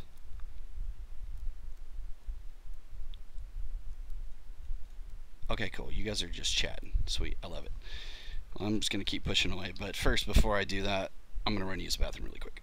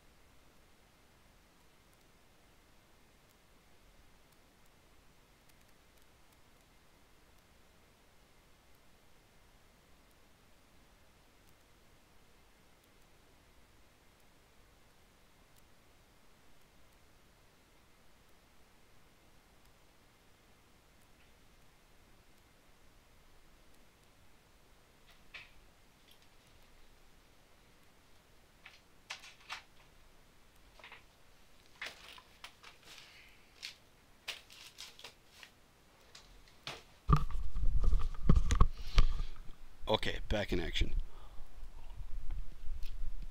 Still here. I didn't give up. Alright, so steps are next. We'll figure this stuff out. Like, I definitely don't think I'm going to need this to be that tall either, so I'll be able to consolidate that a ton. And also, let me get rid of that timeline. So yeah, for the timeline thing, if you guys ever want to try it out, I just put the show icon here so I can toggle it, cut down on even more menus. And now, so I want to, you know, I like to keep this stuff kind of grouped together in a way where I can, you know, visibly see, because the subtool tree is getting pretty intense already. So I'll take this top one, turn on the arrow, which will go all the way down until it meets another. So as long as if I have anything but the top one selected, if I just click that eyeball, I can turn off everything. So that makes it a little quicker. And then let's go take a look at, I'm going to need some more parts. So let me go back to, let's see, where's my, this is my master file.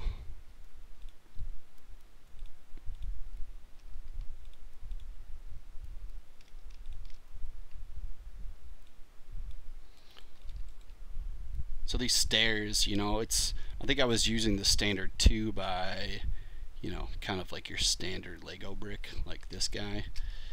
I was using those, but I wanted to try and make that a little bit more interesting. So the goal would be to try and randomize the stuff as much as possible. So I might take one of these, I'll go back to my scene, insert that guy. What else would I want? It's like, it's really challenging. I don't know, if you guys have any ideas, throw them out there, but the goal is to try and make these stairs a little bit more interesting. So I'm thinking, like, to get this sort of like rocky, I don't know, there's like cracks in the rocks, and like some of them are a little bit thinner, so I'm going to need different sizes. Like I could do the 2x4 for these, but maybe like a 1x4 for those, and like put some different caps and things. So let's do one of these. Single cap. And then I've got the caps also with just the flat parts that don't have the knobs on top. So I might want to do that for some extra filler. And what else? 1x4, definitely.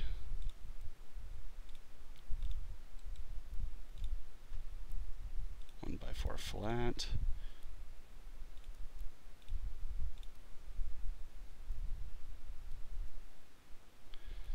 Oh yeah, check this out. I made a little Lego with a hinge on it. Oh yeah, I think I used that for the dumpster. Dumpster tops in ZBrush. Specialty. 1x6, maybe I'll try a 1x6 just in case. Alright, so I'm just inserting them from the other tool, so that way I'm not cloning or deleting anything. So this is all my master. And then this one I'm just making copies by inserting them into this scene here. So they still exist. That way I don't ever lose the originals, or if I ever want to go back. So then the next thing would be, let's figure out a system to make some of these stairs. I'm going to start with the,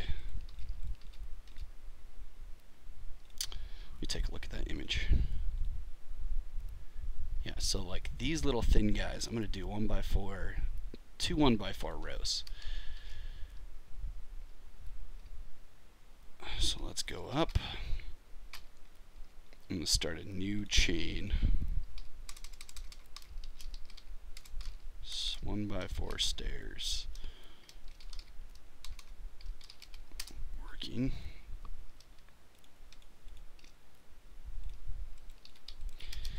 And I'm pretty sure that I have some presets for these. Let me check. So Raymesh, Lightbox, 1x4, here we go, brick array. Yeah, so I've got a repeat of 40, so that's a straight up column. This is a repeat of 40 row, and this is, ooh, that one's pattern. That one might be, so we can start with this. Let's try the repeat 40 row. Yeah, that's a lot of rows. That's definitely more than I need. So let's try something here. So I can, all this stuff, I can check my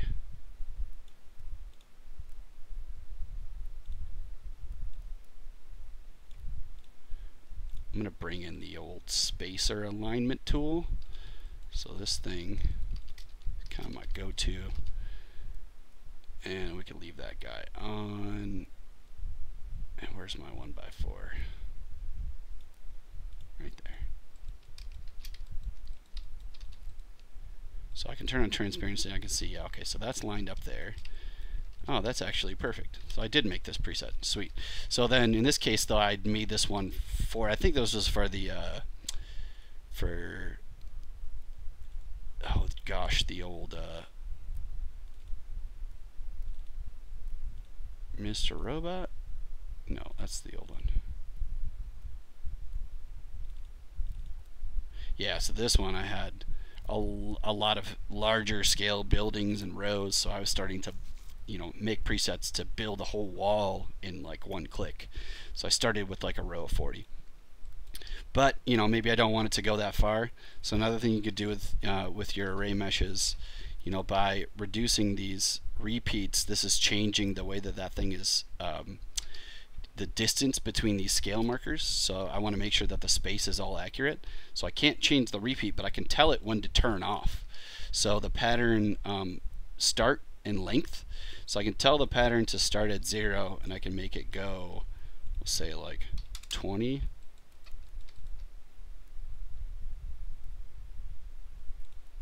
So 1, 2, like you'll see just by starting by 1, 2, 3, this is going to build out. So I maybe only want to go to like 10. Let's go to like 8. No, that doesn't even need to be that long, I don't think. Maybe 6. Yeah, so you see how that works. Like as long as you, once you get the, I'm using that spacer, I've got the transpose used to line this thing up. So once I get the thing lined up, doesn't matter. I think it's just easier to go, better to have more than less in this situation. And then I can just take the pattern length and tell it. So, you know, that makes it a lot quicker. And then I do have polygroups, so I want to make sure this extrude is off. And I could make this mesh. That's one option. Or another option would be is to maybe use this to tile across. I might just do that. I'm going to copy this preset. And actually, I'm going to save this one too.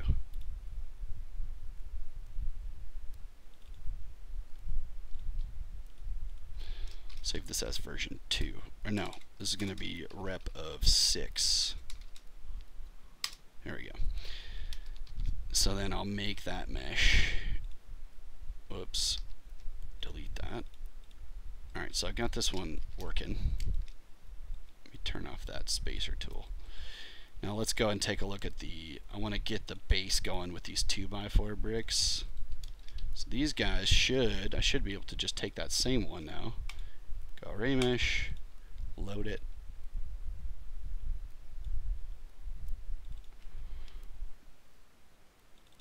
Six, perfect. So then I got that working, but then as far as the placement goes between these other guys, this is where, you know, I want to turn on my Gizmo, but in this case I was using Transpose before, so I got to turn Gizmo back on. I'm just going to bring this down, and what I should do is, I don't know if I have an array spacer aligned for it. Oh, I think I do. This guy right here. Let me solo that. Make that a group and mask it off. So then I can put the Gizmo on it and scale this thing outwards. Sweet. Oh, it's not perfect though. What's going on? No, okay. So then all I need to do now, so I've got that point of reference. Alt-click, go back on my array mesh, make sure that's still on with visibility. And then this is where I get really close. So I alt-click like right up on that edge where I can see the reference, and I can just kind of go in and slightly put that right on it. It may not be like perfect, but it's pretty darn close. I mean, that's super close. That way everything kind of has the same look and feel. So then I've got this thing working, and what I could do is I could even take this, clear that mask, mask this off. So alt click to put it on the perfect center, or in the perfect center of the unmasked part. And then when something's masked off for a tool, like I want to duplicate this and put it over here, so I can hold control and this will duplicate that still in the same subtool, so I don't have to make a copy and then merge it later. So then I'm just kind of slowly, as I keep doing more presets, this array spacer is getting a little bit more intricate, but it's definitely been really nice to have. So there we go, so I got that in place. So then what that gives me is, now that this is still in an array mesh preset across, but I want to do just like a base, I want to grow it all the way down. So I could go, let's do insert or append a new. So insert and append basically with ZBrush is, you know, if you've ever run into that with Subtool, if you don't know the difference, if you insert something, whatever one you have selected, you'll see I have the 2x4. If I say add the cylinder, that's going to put it below the selected subtool, so it drops it right there. With this, if I do append, this is going to bring it and push it, anything, it doesn't matter where I have selected, it puts it all the way at the end. So you see that that's added at the end. So think of it that way. If you want to put it directly after something, or you wanted to do a couple of arrays and then add something to the final stage would be append, the sequential ordering would be insert in this case. So with the, let me delete that. Delete that.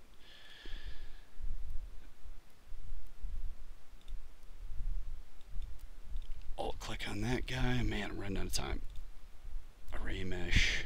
So I want to keep going. I can keep this still in array and then build. I could almost build a whole stair if I wanted to. So I could go, let's do insert a new. So I want to do a next stage, and then go back to my transpose tool, draw this guy out. And let's say I want to do this thing like, the only visible part I can really see is, oops, wrong one. You know, it's like, it cuts off pretty quick. If we're going to match this shot exactly, I don't need it to go more than maybe like 6 or 7 repeats. Let's say 6. And then, so I'm holding shift and grabbing this. I'm putting that circle right there against it. So that way when I zoom up, I got this thing really close. And I'm using the right click navigation. So the right click's really awesome for this. Like, I got my point over, you see it isolates the vertex point. So with right click, you hold control, and then wherever you have your cursor, it's going to zoom right up into that. So I could zoom right up into this part or this part. So this, mainly I like to use this to zoom up, because that way when I get really close and I've got the tool, this gives me a finer tune of control with transpose to do that. And you see at really close distances, it's almost like just a simple step. And then maybe turn on transparency to see that edge. So it's -2 point, let's try just 0.001, 0.002, 4. Okay, perfect. 2004. Now we got that working. So then, you know, I could take this even further. So let's say I wanted to use this to, maybe I've got my individual ones and I just want to build a quick stair step. So let's go in here and let's do, I'm just going to take these and stack them. So I could keep that one, the original one. You know, let's try that actually. Let's see. So I'm going to make this mesh. So I'm going to take both, and you'll see by appending or inserting, you're adding transformation stages, so you can go back to where it was before. And then there's with everything. So it kind of, the settings are separated to 2 different stages. So then if I want to make this, you have to be on the first stage. So I'll make the first one and then make the second one. And what I'm going to do is, oh wait, actually, hold on. I'm going to go back to before that. And I want to copy the first stage. So it, just to note, it's in reverse. So you see how the first one is now the repeat of 6 down. Say, what did I do? 1, 2, 3, 4, 5. 1, 2, 3, 4, 5. Yeah, this is the one that had 40. So I want to copy that one, and then I'm going to make both of them. So it's going to generate the actual arrays. Now if I solo this, I'm just going to grab that first row, or actually let's duplicate this. So the duplicate, this is going to be brick array base, and then this is going to be the brick row. We'll say this is brick stair step.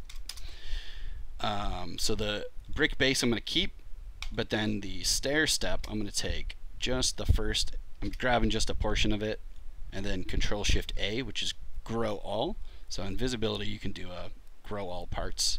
So it just takes whatever parts you have selected, grows out to the shells, and then I'm going to go delete the hidden. So I just kind of extracted out that individual row, and now with that in place, I just want to make that stair step. But before I do that, I just want to make sure that let's grab this guy. So I'm masking off the divider that's going to allow me to see that a little bit more clearly. And then let's go Gizmo, oops, mask pen, and just grab the edge. So now I've got the gizmo and I can pull this out just a little bit more clearly visible so I can see it. And then let me grab this one more time. Just grab these guys. Pull this over the edge. Okay, cool. So that's good. And then go back to my row.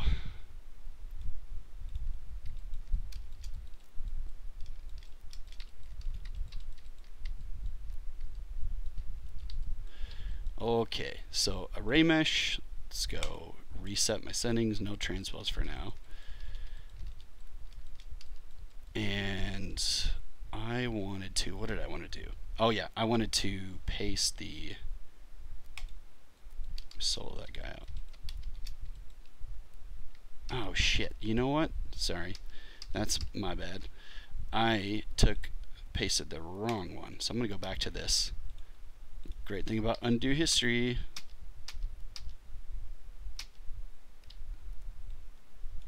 I actually wanted the 6. So I just want to copy that array that I did.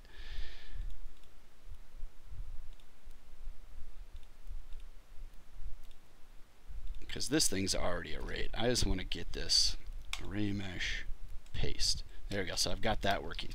Now with that pasted, it's got the same repeat values across, but then what I can do is go, let's grab the transpose one more time, and making sure I'm on move, not scale, and I just want to move these up in Y now.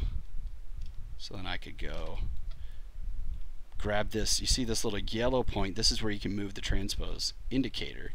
So I can put that underneath here, hold shift and grab the outer circle to bring it down just a little bit, and let's zoom up there. Zoom in, zoom in, zoom in, zoom in.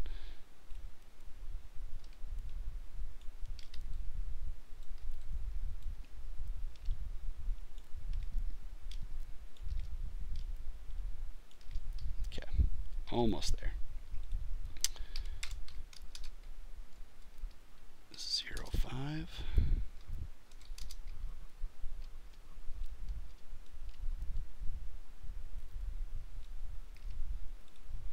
Let's go 0.055. Oh, that's the one. Alright, cool. So that's now at least matched to that spacer, I think. And now I've got this really great stair step effect. So, you know, the great thing about this is now I could take this preset. So I'll copy this one, and I could make this mesh. Alright. And now I can go and take this level here. So I started with that one. Now what I want to do is I'm going to make a group for this. So grow everything so I can only show visible. And I'm just going to assign an individual polygroup to each row. Whoops. Control Shift A, Control W. There we go. So Control Shift A is growing everything out from the selected area to the shells, and then Control W is polygrouping the visible. So polygroup, I'm just doing the group visible option. So it's the short little hotkey. So now I've got these as separate polygroups, and I can go to, so I do brick bottom row 1, and then do a little group split. So this is going to follow suit with the numbers. So then, except I reversed it, but oh well. So now I can take this tool now and go in and do array mesh, paste that. Oh no, it didn't keep. I don't think I copied something right. Oh well, I can just match it to everything else. Oh wait, hold on 1 second. Lock position, lock size, paste. There we go. That's what I missed. Maybe I didn't copy those with those settings. So now I've got these things stair-stepping. And it depends on how crazy you want to get. I mean, I can keep this, make that one, grab this guy, array mesh, lock position and size, paste that.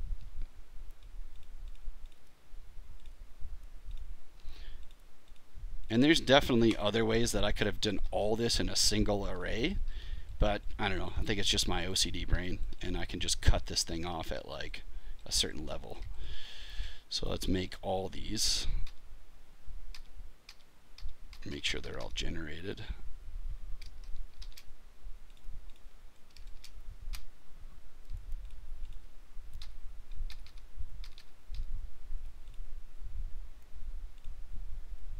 Okay. Now I'm going to take these guys. And what do I want to do? I'm going to merge them together, number 1.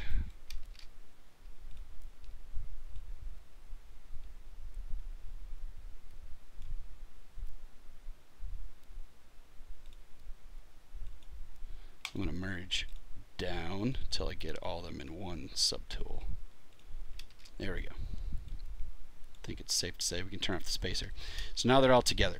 So then I can go in and quickly just maybe get rid of, so grab those, inverse, grow all, and maybe I don't want to delete them. Maybe I'll just save those for later. So I'll split the hidden.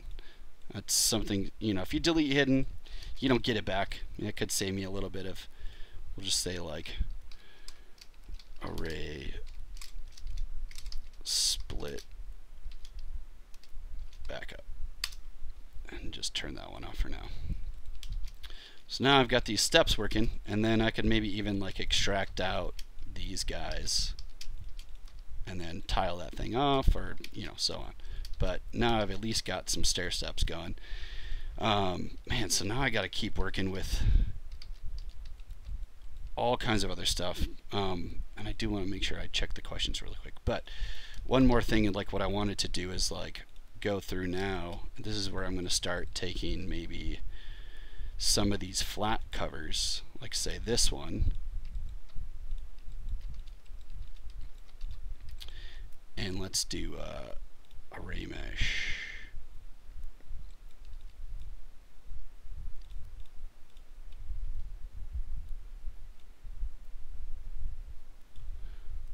One by 4, a rep of 6. Cool. So then now I just got that thing working. I'm going to bring this up just to show you really quick. I would set up my spacers, but it'll take too much time. So then, you know, in this case, like I want to start maybe filling in some of the caps. Like I don't know if I want to keep this thing consistent. So this is where the pattern additions will help you to kind of randomize this. So if I want this to be like on for the first one, but then off every other, maybe I could do pattern off at 2 or 1. Right? So you see that the pattern starts at 1 and then it's off at the following, the consecutive 1. So then if I keep going up, then it's going to go 1, 2, and that one's off. So that might help. Or 3, which will kind of start to randomize these. And you know, I could maybe go in. I'm going to do Control-Shift-D to duplicate that subtool, and then keep the array preset. Whoops, I don't know if I did that right. Yeah, so this just isn't on. So duplicate, bring this one over like this. But then maybe this one, I want to change this. So we'll do 2, 1,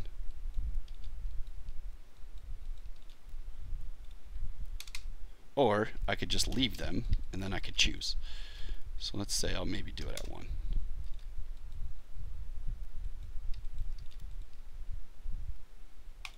And make that one, make this one. Now I could always go back, auto group all these things. If I just want to get rid of that one later, I can. But it's a great way to help kind of add those additional randomizations. Like I don't want it to be perfectly aligned with that or this one, so let's do that. Topo, delete hidden. So this is where it gets really interesting, where now if I wanted to start going in and doing, like, you know, some of these flat caps, for example. Now this one's not perfectly aligned. What I should have done is aligned everything to one side of the brick. That would help keep all these presets working perfectly.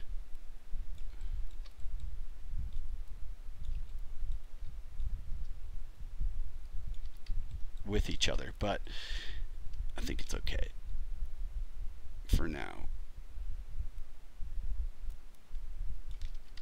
Alright, so I've got a single guy. That one's lined up with that row. And I'm pretty sure I have some arrays for those two.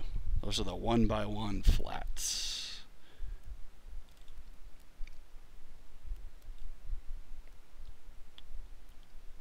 Or let's try, I don't have one for the caps, but it should work. As long as it's going in the same direction, this is unified to the same 1x1 brick, which I think is fine. So I could do like a rep of 40. Oh man, that one's definitely from something else. Oh well, we can just really quick. So zoom out to make this a little faster.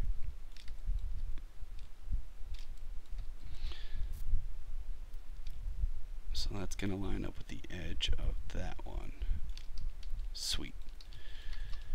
Alright, so then, you know, I can, let's see, I want that to stop at 4, 8, 12, 16, 20, 26.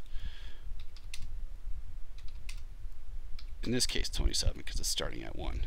So cutting off the length and then maybe do the pattern on it, like 1 or 2. And then, ooh, even better, let's take this now. So I'm just hitting the move tool, going back to Gizmo, and the Gizmo will let me just readjust this. So maybe I'll do it for the next row.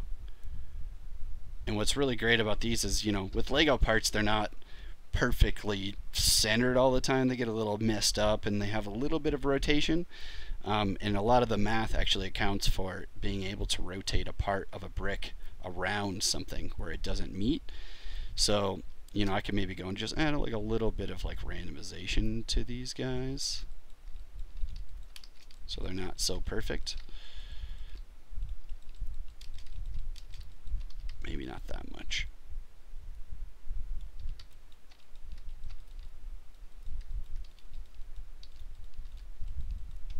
And let's go make that mesh. So then the rest of them, you know, if they're all kind of following the same rotation, which is still kind of unified, and that's still not accurate. So what I could do even more is I could polygroup everything, or auto group everything. So polygroup, auto group, and then using the Gizmo, I can control click on, say, this one, put it at the center, and then with local symmetry, I could go in and do some mirroring. So I'm going to localize just to this mesh. Inside of deformation, you know, we could just do simple mirrors, which I have inside of my handy dandy mirror and weld essentials. So I've got this is stuff that you can get on my ZBC thread. Oh, actually I made just some custom macros, like sometimes I want to mirror and weld in X and Y and I don't want to go back and forth, and sometimes I want to do it with local symmetry on. So I could even do, like, I don't have to turn local on actually. With the way I have it set up is I've got global mirror and weld and then local mirror and weld, and then I've got global mirror and local mirror. So if I wanted to local mirror in X, I should be able to see if it's actually working. Interesting. Let me try it. Well, at some point that's working, but I could now just even go in with the Gizmo and just maybe rotate 180 degrees. Nope, that's not going to work because it's not perfect. Well, anyways, you get the point. I'm still working on that. I'll probably come up with a better method by tomorrow. But, you know, I could take this guy now, and, you know, if you wanted to shortcut and not deal with the rays, you could just duplicate some of these and start making repeats of them, or keep those arrays and stair step those parts. And maybe I'll start getting rid of a few things like this, maybe these two.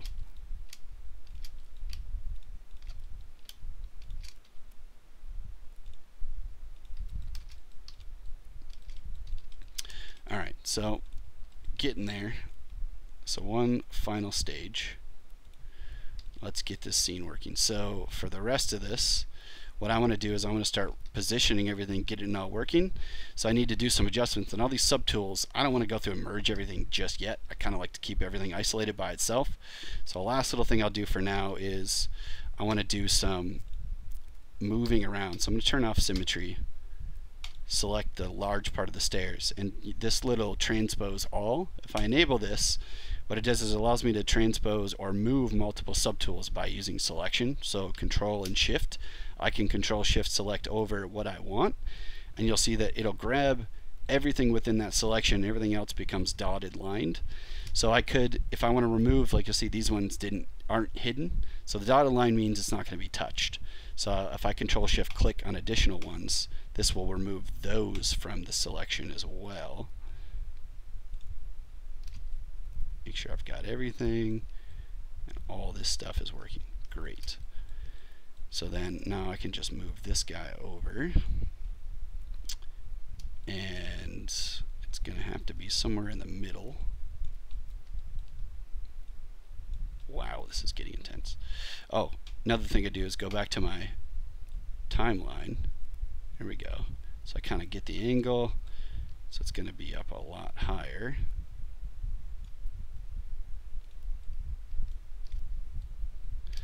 And we'll say that's good for now. So then when you're done, you can either just turn this off, or you can control shift drag to clear that selection. And then just make sure if you have this on with nothing isolated, it's going to move everything, which is not what I want. So I'm going to turn this off, and now it's back to normal. So then I've got that working. Let's go to my perspective.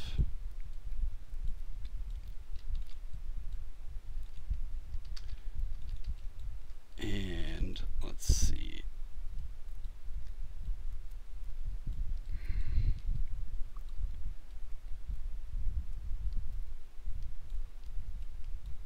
Probably need to move that around, but this is where I start getting into keyshot render. So I might send it to keyshot. I might need to make this go a little bit further back.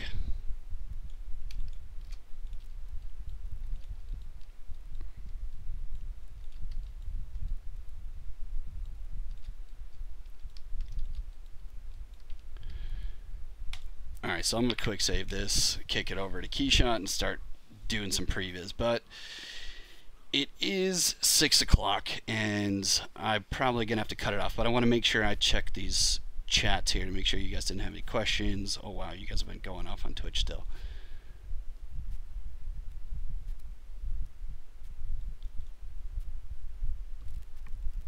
While I'm doing that,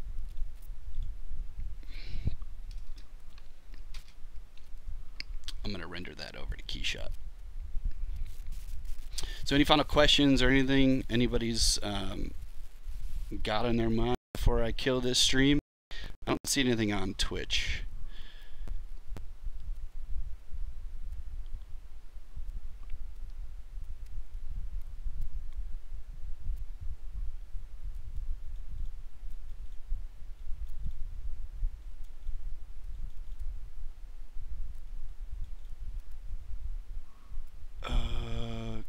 Okay, so looks like I answered the questions on YouTube.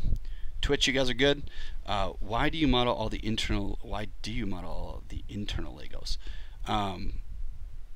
What do you mean? I'm looking at Seagull Rush. What do you mean the internal Legos? Oh, like the stuff underneath? I don't know. I don't have to. You know, it's just OCD.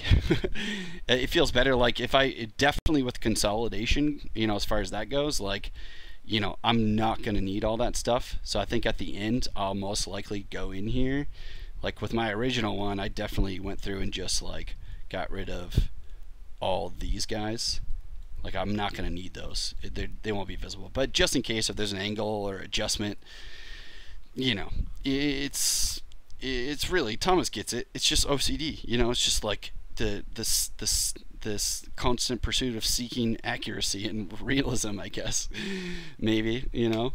So I could split those off and maybe just hide those, cut down on a lot of this stuff, and let's go take a look now. Yeah, so the key shot scene is going to be very beneficial to figure out the angle.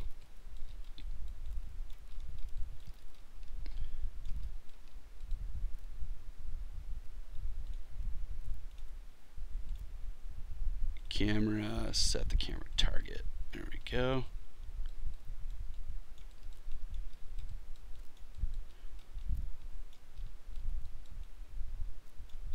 Yeah, I'm gonna have to do some extensions too. Like there's a lot of extra space that's got to be filled.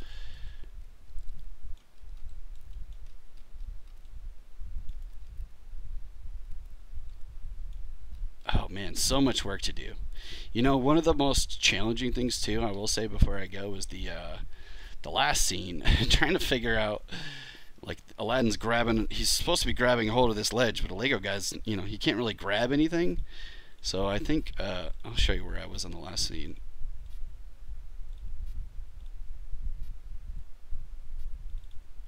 Let's see if I have it in here somewhere.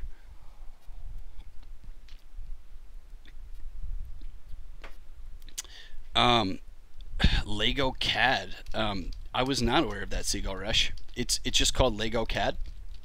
Is it a standalone, or is it a plugin for something else?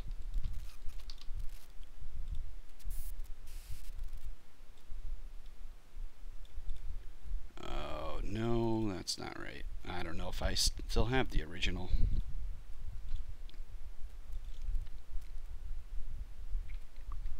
Standalone. Nice. I'll have to look into that. That would be very useful. I found that I was looking at 3D Artist did a oh yeah, here you go. Yeah. So this is like so ridiculous. This is the only way I could get it to look like he's at least holding on to something is if I see if I get an angle here. He's just kind of just grabbing on with this little plastic hand, you know, trying to figure out a better way to do it. Like maybe there's just like a little extension that you're grabbing onto. I don't know, but it's getting there. But yeah, I gotta figure that out. I gotta check this out. So it is not Digital Designer, this tool. Okay, you got it right there, Thomas. Oh yeah, okay, so that's the thing. Okay, so here's the problem with that. I did find that Lego Digital Designer, if that's the same thing that Seagull Rush is talking about. But the problem is that if you take any of these guys, you want to take this piece, you go to File, you can try and export, but you have the option to, as far as 3D files goes, I think they only export.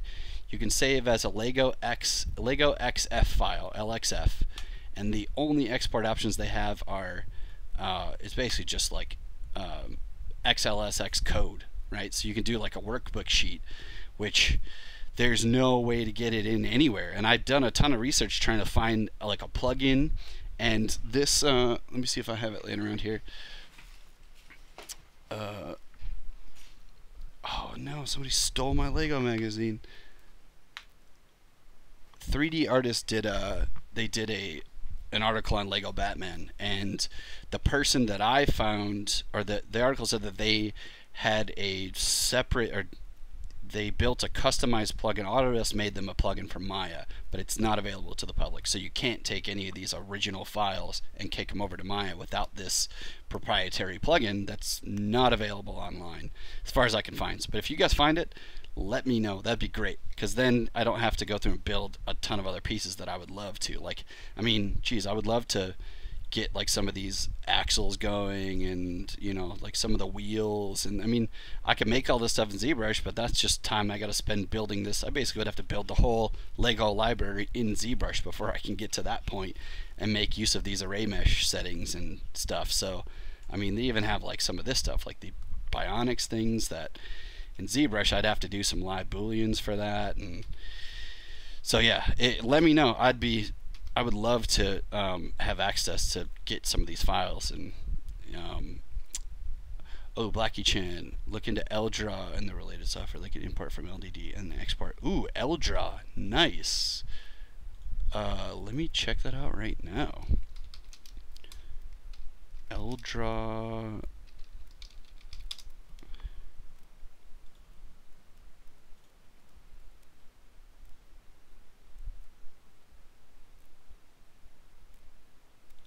Get started. Where's the download link? Well, anyways, I'll check this out. Thanks for the tip.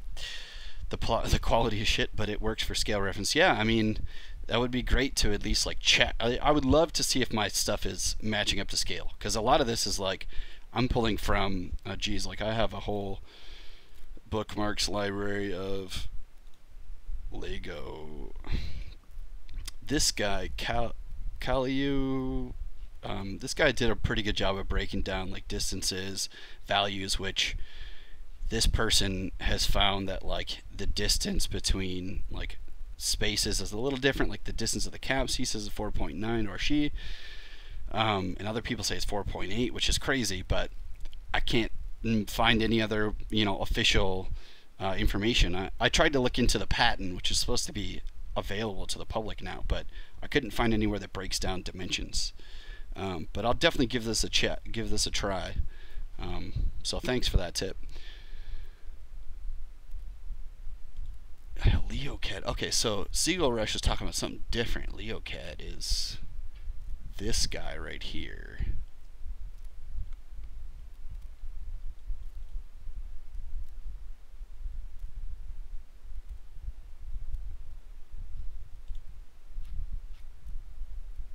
Yeah, I wonder what this is going to look like. I'll give this a try. So for the next stream, I think I'm coming back up in like 2 weeks, not next Thursday, but the following Thursday, maybe the one after that. I don't know, somewhere in December I'm streaming again on Thursday. So I'll be finishing up that project, and I'll probably, this one's pretty simple. I don't know if it matters to you guys. If you guys are interested and want to keep tuning in, I find like a lot more stuff going on, a lot bigger environment, more stuff to play around with. Like this was a ton of fun to get working, and this is just like the first rough out, and I got to play around with colors and materials and different stuff to build, more interesting things to build. So I might try and get onto maybe the Maleficent Castle.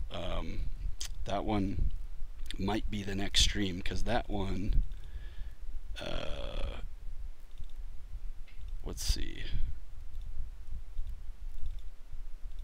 Yeah, like this kind of stuff was really fun to build. Like I've got way more interesting parts going on. This is just one 1/10 of the freaking Maleficent Castle, or Sleeping Beauty Castle, which is, I think, Sleeping Beauty. I mean, this will give you an idea of what we're going for. This is what I'm shooting for right here. Is I got the whole front wall blocked out. I've got some of the towers going, but I've done so many changes to these array presets that I might just want to start from scratch and go through and do it. So this thing looks intense, but very fun in my opinion. And then the goal is to try and replicate, the original kind of castle look. So I've got a bunch of reference for this. And then we did the oh geez.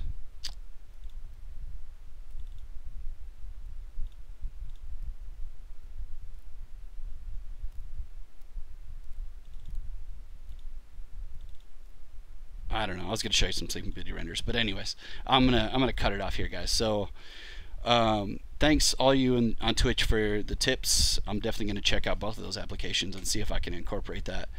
And I'm gonna check one last thing from YouTube. You guys are talking about Marmoset Keyshot. Snap align functionality. Yes, this would be amazing if I could take objects and snap to others. I definitely would love to have that. I agree. That's a big one. I mean, Gizmo 3D is still pretty new to us.